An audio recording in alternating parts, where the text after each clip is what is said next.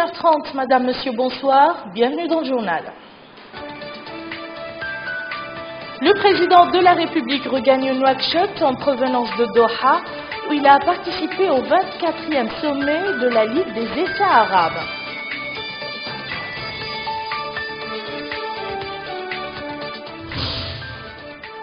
Clôture de la 14e session du Conseil des ministres maghrébins du transport.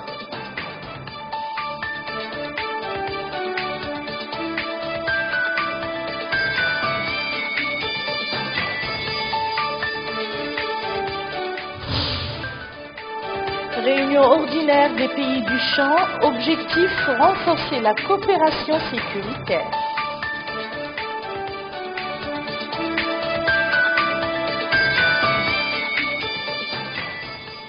Merci Madame, Monsieur de vous joindre à nous. Le président de la République, Mohamed El Abdelaziz, a regagné Nouakchott tout à l'heure en provenance de Doha, où il a assisté au 24e sommet de la Ligue des États arabes. Le président de la République a été salué à son arrivée à l'aéroport international de Nouakchott par le Premier ministre Dr Moulay Mohamed Lardab, les membres du gouvernement, les chefs d'état-major particuliers du président de la République, le Wali et le président de la communauté urbaine de Nouakchott.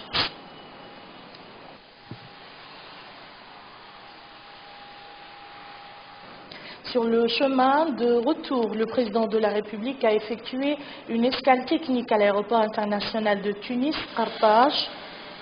Il a été accueilli à son arrivée par le chef du gouvernement tunisien, Ali El Arib, entouré d'un certain nombre de responsables tunisiens.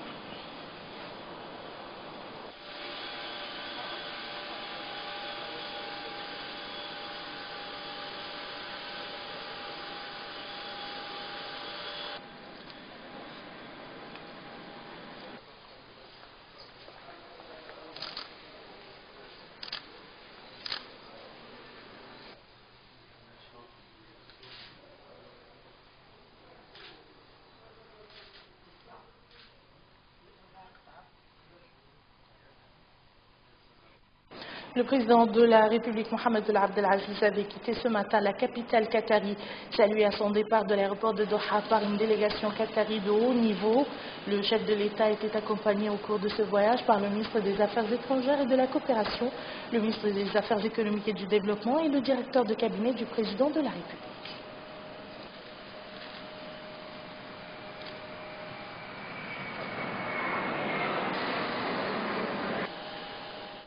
Et avant son départ de Doha, le président de la République a assisté hier soir aux côtés de ses pairs arabes à la clôture du 24e sommet de la Ligue arabe, sanctionné par un communiqué final appelé Déclaration de Doha. Au terme des travaux de leur 24e sommet, les dirigeants arabes ont fait une déclaration dite déclaration de Doha dans laquelle ils ont appelé à la poursuite des réformes pour asseoir la stabilité politique et sociale, renforcer l'implication des peuples dans les mécanismes de gouvernance, ancrer les droits des citoyens et jeter les bases de la bonne gouvernance.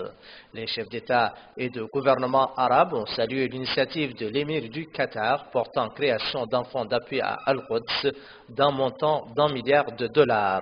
La déclaration de Doha a appelé la communauté internationale à œuvrer immédiatement à l'instauration de la paix et au retrait d'Israël de tous les territoires arabes occupés. Elle a aussi appelé à l'admission de la Palestine comme membre à part entière de l'Organisation des Nations Unies et invité les dirigeants palestiniens à s'unir pour poursuivre la résistance face à l'occupation israélienne. Au sujet de la Syrie, la déclaration de Doha a réaffirmé l'importance de la poursuite des efforts visant à trouver une solution politique à la crise syrienne. Dans le domaine de la lutte contre le terrorisme, la déclaration a vigoureusement condamné les attentats terroristes et les homicides dont ont été victimes certains États arabes.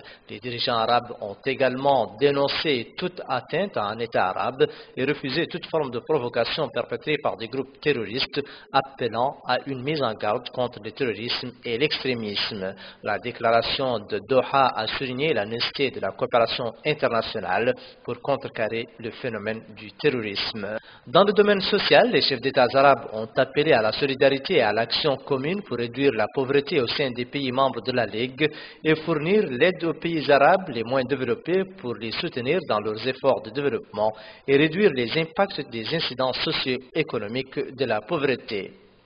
Dans le domaine économique, la déclaration de Doha a appelé à une meilleure intégration arabe à travers le parachèvement de la grande zone commerciale franche arabe. Les dirigeants arabes ont également appelé à œuvrer au développement de la Ligue des États arabes et le système de mécanismes de l'action arabe commune afin de permettre à l'organisation de faire face aux défis imposés par l'évolution de la situation dans le monde arabe. Ils ont également appelé dans la déclaration de Doha à des réformes du système éducatif, à la promotion de la femme et à l'épanouissement des enfants. La déclaration de Doha a salué les efforts des autorités qataries dans la préparation et l'organisation du 24e sommet et se sont félicités des efforts du secrétariat général qui ont permis le succès des travaux du sommet. Le sommet de Doha avait débuté hier ses travaux sous le thème La nation arabe, situation actuelle et perspectives d'avenir. À cette occasion, le président de la République a prononcé un discours dans lequel il a passé en revue les progrès réalisés par notre pays dans divers domaines. Il a aussi évoqué les défis auxquels font face les pays arabes. صاحب السمو الشيخ حمد بن خليفة آل ثاني أمير دولة قطر الشقيقة. Altesse Cheikh Hamed Ben Khalifa Al Thani, émir de l'État frère du Qatar, président du sommet, Majesté, Excellence et Altesse, Mesdames et Messieurs. Permettez-moi d'abord de remercier mon frère, son Altesse l'émir Cheikh Hamed Ben Khalifa Al Thani, émir de l'État frère du Qatar, pour l'accueil et l'hospitalité qui nous ont été réservés et qui dénotent l'authenticité de la société qatari, gouvernement et peuple. Je remercie et félicite aussi le président Jalal Talabani qui a accompli pleinement sa mission lors de la présidence de l'Irak de la précédente session de notre organisation, tout en lui souhaitant prompte guérison. La 24e session ordinaire de la Ligue arabe se tient au moment où nous faisons face ensemble à un certain nombre de défis, au premier plan desquels l'accomplissement du développement durable. Cela requiert la sécurité, la stabilité, le soutien à l'investissement direct et la promotion des systèmes éducatifs et pédagogiques de notre monde arabe afin que nous puissions accompagner le développement du savoir, le renouvellement des technologies ainsi que la mise en place d'un environnement propice aux investissements publics et privés et au développement durable. Monsieur le Président, Majesté, Excellence et Altesse, Mesdames et Messieurs, conscients en Mauritanie du lien organique entre le développement et la sécurité, nous avons œuvré à assurer la sécurité de notre pays en faisant face aux groupes terroristes et bandes de trafiquants qui menaçaient nos frontières. Nous avions aussi mis en garde à temps nos voisins et nos partenaires contre ce danger permanent. Nous étions également déterminés à élargir les espaces de liberté, publics soient-elles ou privés, faisant de notre pays un exemple à suivre au niveau régional dans plusieurs domaines comme celui de la liberté d'expression, de manifestation ou celui de la liberté de la presse. L'occupation du Nord Mali a résulté de la négligence du danger du terrorisme. En dépit des mesures sécuritaires draconiennes que nous avons prises, nos frontières sont restées ouvertes à nos frères réfugiés qui vivent des conditions humanitaires difficiles. Notre pays a servi de terre d'accueil à plusieurs milliers d'enfants, de femmes et de vieillards qui fuient la guerre au Nord Mali. Monsieur le Président, Majesté, Excellence, Altesse, Mesdames et Messieurs, dans le domaine économique, la Mauritanie a modernisé son code d'investissement pour encourager les opérateurs économiques en leur accordant des facilités fiscales considérables et en facilitant les procédures administratives. Ces mesures ont été soutenues par la création d'une zone franche à Nouadhibou, notre capitale économique, qui jouit d'une position géographique avantageuse, la situant à bord de l'une des côtes les plus poissonneuses au monde et dans une zone riche en minerais et qui ouvre sur l'Amérique riveraine du bassin méditerranéen. Une zone qui constitue un trait d'union entre l'Afrique du Nord et l'Afrique de l'Ouest. Toutes ces spécificités peuvent faire de Nouadhibou un pôle économique régional qui encourage les échanges nord-sud. Monsieur le Président, Majesté, Excellences, Altesses, Mesdames et Messieurs, la souffrance du peuple palestinien se poursuit sous l'occupation en dépit des efforts arabes et des initiatives internationales. Les conditions dramatiques dans lesquelles vivent nos frères en Palestine, à El-Quds-Est, en Cisjordanie et l'embargo injuste imposé à la bande de Gaza constitue un défi pour la communauté internationale et impose à la Oumma arabe de prendre les mesures pratiques pour mettre fin à la souffrance du peuple palestinien. Nous félicitons par ailleurs l'État de la Palestine pour être admis comme observateur à l'Organisation des Nations Unies. Majesté, Excellences, Altesses, Mesdames et Messieurs, je voudrais appeler à partir de cette tribune les dirigeants de la Oumma arabe et ses sages afin d'œuvrer pour mettre fin au bain de sang en Syrie. Le dialogue entre les protagonistes de la crise syrienne constitue la meilleure approche pour mettre un terme aux combats internes et à l'effusion du sang tout en veillant à l'unité et à l'intégrité de l'entité syrienne. Dans ce cadre, je réaffirme le soutien de la Mauritanie à la mission délicate que mène l'envoyé spécial de la Ligue arabe et de l'ONU en Syrie, M. Lakhwar al-Ibrahimi. Majesté, Excellences, Altesses, Mesdames et Messieurs, le renforcement de l'action arabe commune à travers des regroupements régionaux à vocation économique, sociale et politique est l'un des objectifs qui doivent être atteints à travers la liberté de circulation des personnes, des marchandises et des capitaux au sein du même espace. Dans ce cadre, la République islamique de Mauritanie œuvre inlassablement à la dynamisation de la marche de l'Union du Maghreb arabe. Majesté, Excellences, Altesses, Mesdames et Messieurs, permettez-moi enfin de renouveler mes remerciements à mon frère Cheikh Hamad Ben Khalifa Al Thani, au gouvernement et au peuple qatari, espérant plein succès aux travaux de notre sommet. Allah a dit: وقل اعملوا فسيرى الله عملكم ورسوله والمؤمنون صدق الله العظيم والسلام عليكم ورحمة الله تعالى وبركاته. L'actualité parlementaire marquée ce matin au Sénat par la réunion ordinaire du bureau de cette chambre présidée par Mohamed El Hassan Ould El Hadj.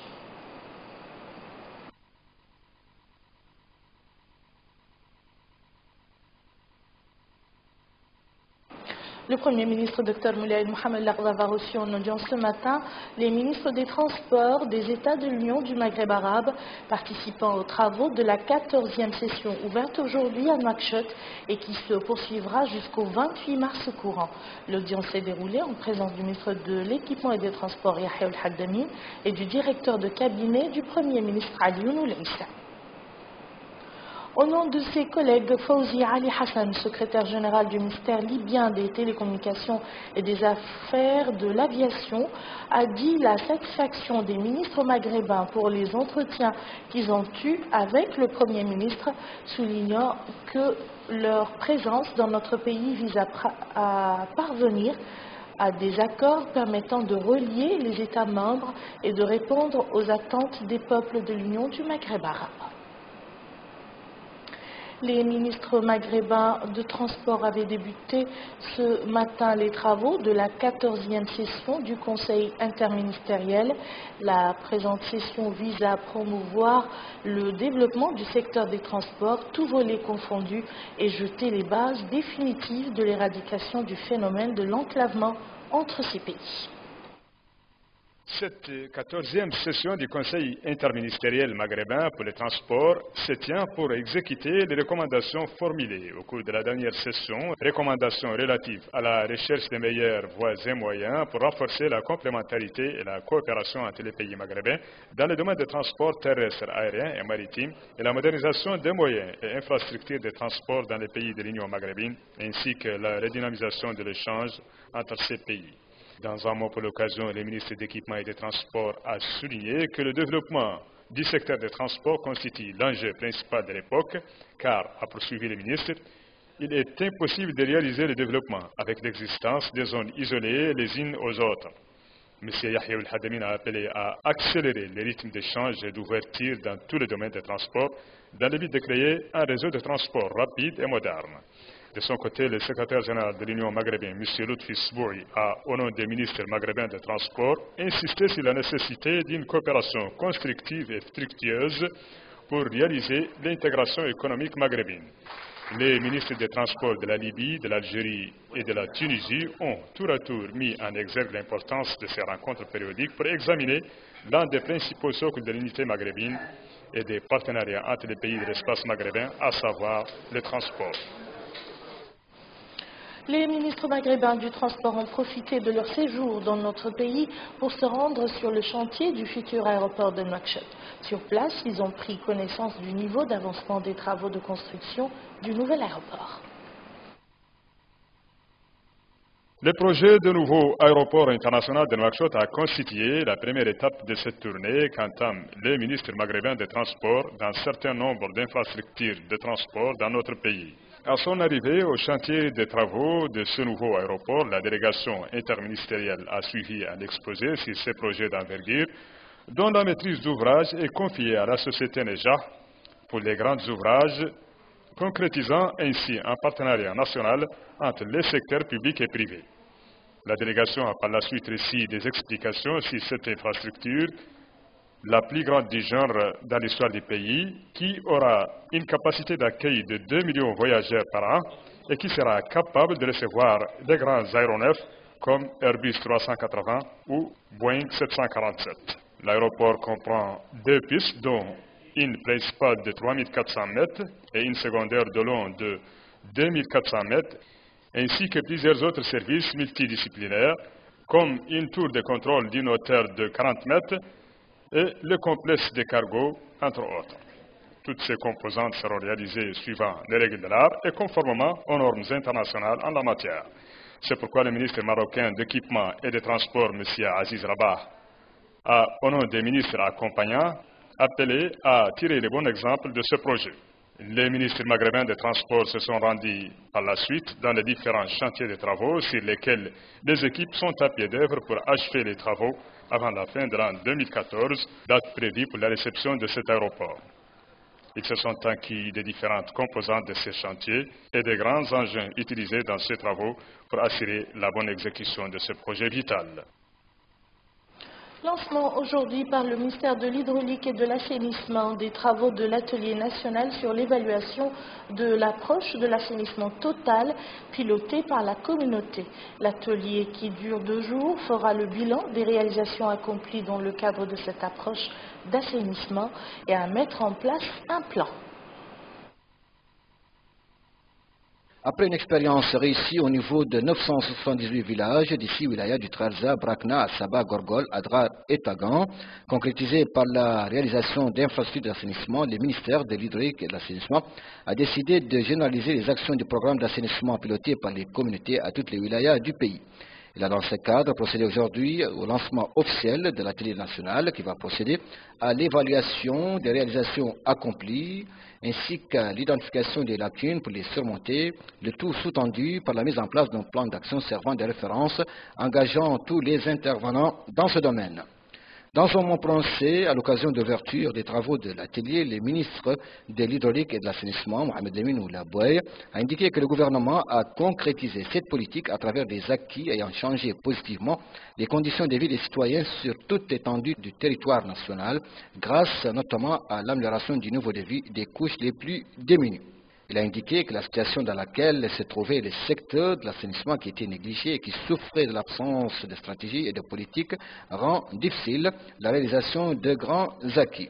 Néanmoins, des pas importants ont été franchis, a-t-il dit, dans ce sens, portant sur l'exécution des infrastructures en matière d'assainissement dans les grandes villes, dont les plans directeurs de salubrité dans 6 cités de Nouakchott et Nouadhibou, ainsi que la mise en place d'une stratégie définissant les voies et moyens permettant la concrétisation des objectifs du secteur à l'horizon 2030. Le ministre a par ailleurs souligné que l'amélioration de la qualité des services à travers ce programme constitue l'objectif de la rencontre d'aujourd'hui. Avant 2015, plus de la moitié des localités rurales seront couvertes grâce à l'entrée en vigueur cette année des projets du programme. Le palais des conférences de Nouakchott a abrité ce matin la réunion ordinaire du Conseil des chefs d'état-major des pays du champ. Les travaux de cette rencontre, dont l'objectif est d'examiner les voies et moyens susceptibles de renforcer la coopération entre les armées des pays du champ, a été présidé par le chef d'état-major national, le général divisionnaire Mohamed ou le Cheikh Mohamed Ahmed.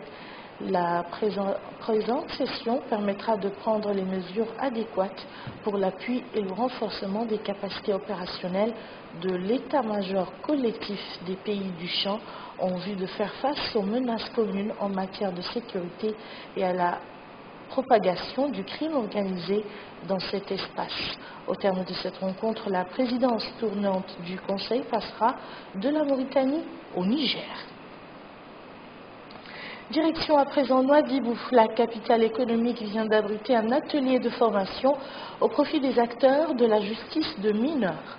Les participants à cet atelier, organisé par la direction de la protection de l'enfant, relevant du ministère de la Justice, ont été édifiés sur les règles et titres internationaux de la justice des mineurs. Greffiers, administration pénitentiaire, gendarmes et policiers, tous à leur niveau concernés par cette problématique, prennent part à cet atelier. Un atelier de 4 jours qui entend informer les participants sur les instruments juridiques signés et ratifiés par notre pays en rapport avec la justice des mineurs. Il s'agit des règles et titres internationaux de la justice des mineurs, les principes de la protection judiciaire dans la réglementation nationale spéciale pour la justice des mineurs, mais aussi l'adaptation juridique des crimes, les procédures judiciaires ou encore les dispositions judiciaires spéciales pour les mineurs. Devant les participants, le Wali de Dakhlet Nouadhibou a rappelé que la Mauritanie a ratifié des conventions et traités internationaux en adéquation avec sa spécificité culturelle et sociale, et ce à travers l'ordonnance 15-2005, tout en précisant que cette ordonnance comporte plusieurs axes, dont celui relatif aux crimes des enfants et les procédures à suivre pour engager un procès public contre ceux-ci. Mais pour l'heure, il s'agit pour les autorités de former et de mieux outiller ces représentants de la justice afin de mieux lire et de dire le droit. Ici à Nouakchott, l'ambassade d'Égypte a abrité hier soir une cérémonie d'attribution de prix aux lauréats du Festival du théâtre scolaire Mauritania, organisé récemment à Nouakchott. L'occasion pour l'ambassadeur d'Égypte dans notre pays, Fadel Mohamed Lemine, de souligner que ces prix entrent dans le cadre de la coopération entre la Mauritanie et l'Égypte, particulièrement dans le domaine du théâtre.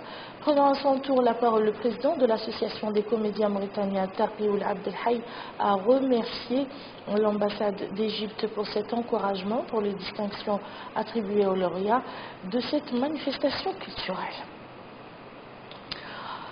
Actualité internationale en présent, Centrafrique, malgré un retour au calme progressif à Bangui, hôpitaux et administrations restaient très perturbés ce mercredi après les violences qui ont secoué la capitale depuis que les rebelles ont renversé dimanche dernier le régime du président François Bozizé. La ville est toujours privée d'eau potable et si le courant est revenu dans certains quartiers, il fait cruellement défaut là où les besoins sont énormes, notamment pour la prise en charge des malades.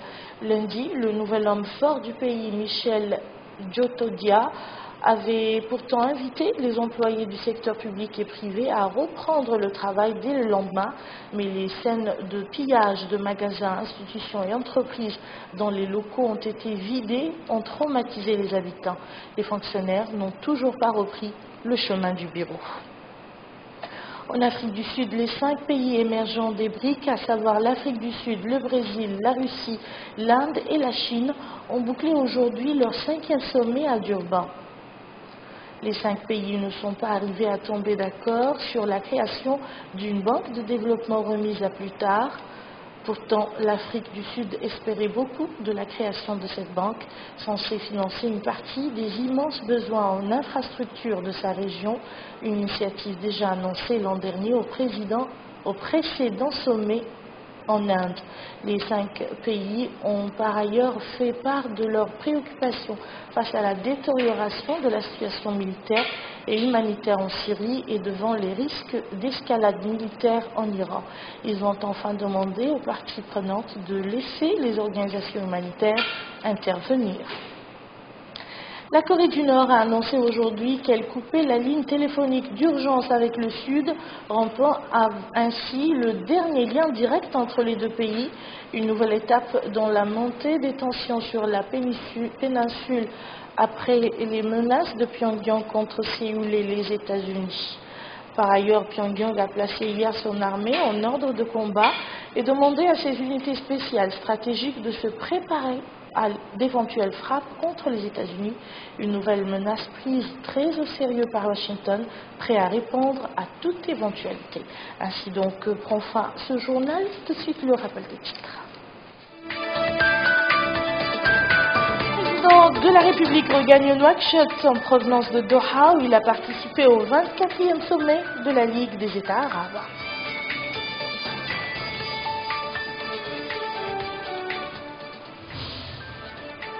Clôture de la 14e session du Conseil des ministres maghrébins du transport.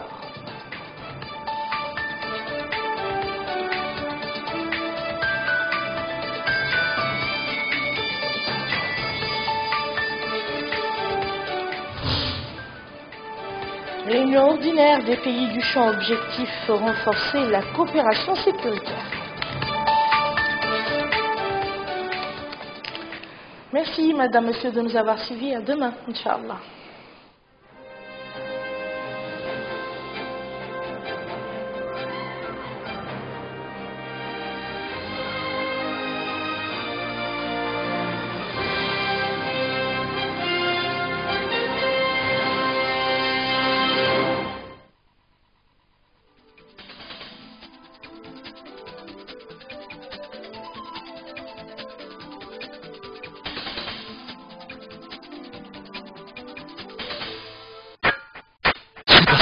Est indispensable dans la vie de chaque Mauritanien. Voilà pourquoi Mauritanie vous présente sa nouvelle offre Atay. À seulement 100 ouguiya, bénéficiez de 200 secondes de communication vers Shingitel, 20 SMS vers Shingitel et 20 mégas de volume de données échangées. Pour activer le service, tapez étoile 590 étoile 3100 dièse. Les bénéfices de l'offre sont valables durant la journée de l'activation. Avec l'offre Atay, partagez toujours plus. Mauritanie, le meilleur du GSM à votre portée. La promo 4 en 1 de Mauritel est de retour avec toujours plus de cadeaux. Pour seulement 500 ouguiya, profitez d'un abonnement El Jawal avec 4000 ouguiya de crédit, plus 400 SMS, plus 40 mégas de volume Internet. Et ce n'est pas tout. Avec la promo 4 en 1, profitez de 4 heures de communication sur le réseau El Jawal, offerte par Mauritel. La promo 4 en 1 de Mauritel, c'est toujours plus d'avantages. Mauritel, un monde nouveau vous appartient. Retrouvez-nous sur www.mauritel.nr, sur Facebook et Twitter. Aujourd'hui, que vous soyez abonné Jackie Mauritanie, Shingitel vous offre encore plus de liberté pour communiquer avec vos proches. Avec le service achat de Shingitel, profitez de 4 jours d'appel gratuit vers 4 numéros de notre soin Jackie ou Mauritanie pour 1000 ouguiya seulement. Pour activer le service, tapez tout simplement étoile 590 étoile 1960 dièse. Shingitel, plus que vous n'imaginez. Allô, ya hala بالطيب الغالي. Hola, buenas tardes. ¿Cómo va todo en Mauritania? Hello, hi. How are you? Allô? Oui, c'est qui à l'appareil? Salam alaikum, Arabie Saoudite, Émirats, Maroc, Espagne, France, Belgique, USA, Canada, Chine. Bénéficiez de 50% de réduction sur vos appels vers votre pays préféré depuis votre mobile. Souscrivez vite au service Mon Pays Préféré à 500 ouguiya seulement. Appelez vite le numéro 153 et choisissez votre pays préféré pour l'appeler à moitié prix. Mauritel, un monde nouveau vous appartient.